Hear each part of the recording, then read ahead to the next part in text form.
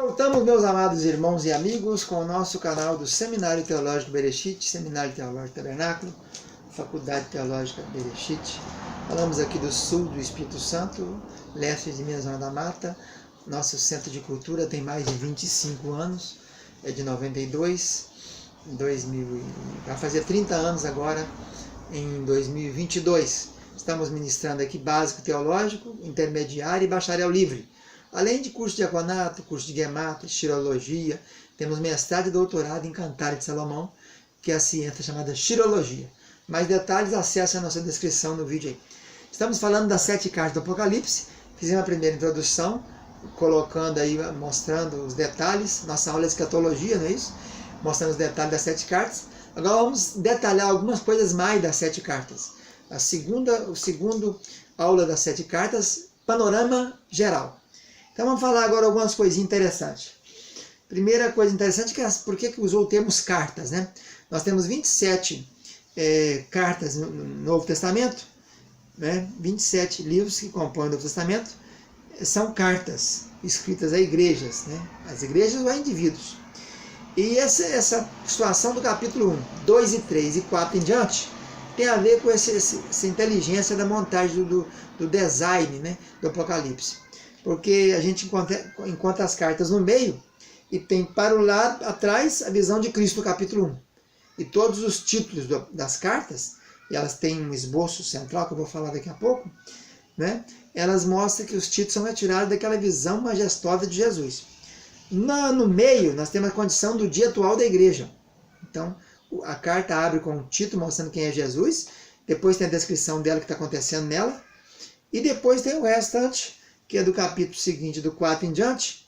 Então, capítulo 1, capítulo 2 e 3, capítulo 4 em diante. Aí vai falar, então, para frente, apontando o que vai acontecer, as promessas, né? Todo o finalzinho da carta tem ao vencedor, a quem vencer, receberá isso. Então, o livro que mais contém ordens diretas é o livro de Apocalipse, mais imperativos, né? E a gente pode observar que nas 7 cartas tem um esboço, né? Tem a saudação inicial, descrição de Jesus, um elogio, condenação, uma advertência e uma ameaça, uma exortação e uma promessa. Assim funciona, sendo que nas 3 primeiras cartas a exortação vem antes da promessa, e nas últimas 4 cartas a promessa vem antes da exortação.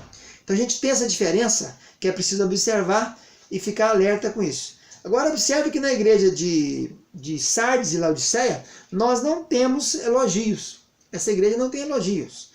Enquanto na igreja de Esmirna e de Filadélfia não tem condenação, juntamente com a advertência e ameaça. Então a gente tem alguns detalhes que é preciso observar, e a Bíblia é importante para estudar nesse sentido. A gente estuda com detalhes, é preciso prestar atenção nos detalhes. Então, as promessas foi falado. Tem um autor chamado Harold Hazelip, que ele propôs palavras-chave para cada uma das igrejas. Por exemplo, a igreja de Éfeso precisava voltar ao primeiro amor. Já Esmirna tinha que se preparar para o sofrimento. Pérgamo precisava sustentar a verdade. Já em Tiatira necessitava de maior santidade. Sardes estava carente de autenticidade. E Filadélfia tinha que aproveitar essa oportunidade para evangelismo. E a última, Laodiceia, foi condenada pela falta de dedicação. Então, as 7 cartas, elas apresentam um esboço, né? E cada uma já falamos sobre o tempo delas.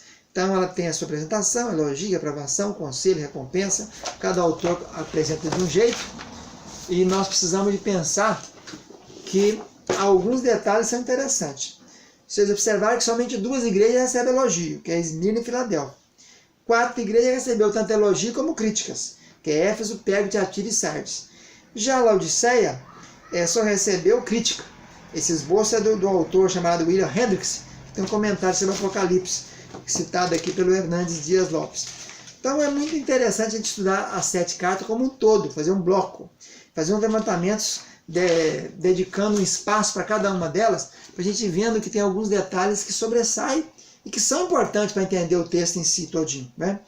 E ali a gente tem o seguinte, as coisas, João quando recebe a revelação diz assim, as coisas que são, que eram aquelas que estavam vigentes, as coisas que já tinham acontecido e as que iam acontecer, que é do capítulo 4 ao 22.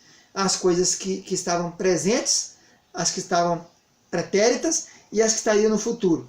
Então, cada uma aqui, o autor chamado J.B. Smith apresenta um bom resumo dessa interpretação, dizendo que em Éfeso retrata o declínio primitivo do cristianismo e a perda do primeiro amor. Já em Esmirna é o tempo da perseguição, que já é o século II e III. Né? Pérgamo é a união da igreja com o Estado, já com Constantino com o edito 313, depois Teodósio com o edito 380, aí já temos o quarto século. Tiatira é o domínio da hierarquia romana, do quinto século ao 15º século. Todas as doutrinas, os dogmas surgiram nesse período. Sardes, o dia da Reforma, quando Lutero e Zwingli, Calvino, João Hus, Savonarola e Jerônimo de Praga e outros tantos, começa o movimento da Reforma no século XVI. Né? Na igreja seguinte, que é a Filadélfia, começa o avivamento. Wesley, Whitefield e David Livingstone, com todos esses grandes autores desse período aí, Finney, Moody, etc. E por fim a igreja da apostasia, que é a igreja de Laodiceia. Por último, falando sobre o resumo das 7 cartas, nós temos então que prestar bastante atenção, porque as cartas, já disse na aula anterior, não só refere-se à igreja local, como também ela vai avançando, ela segue avante, representa a igreja e toda a história da igreja como um todo. Nós vamos ficando por aqui, voltamos na próxima aula, já começando a falar de cada igreja especificadamente. Um abraço, fique na paz, tchau, tchau.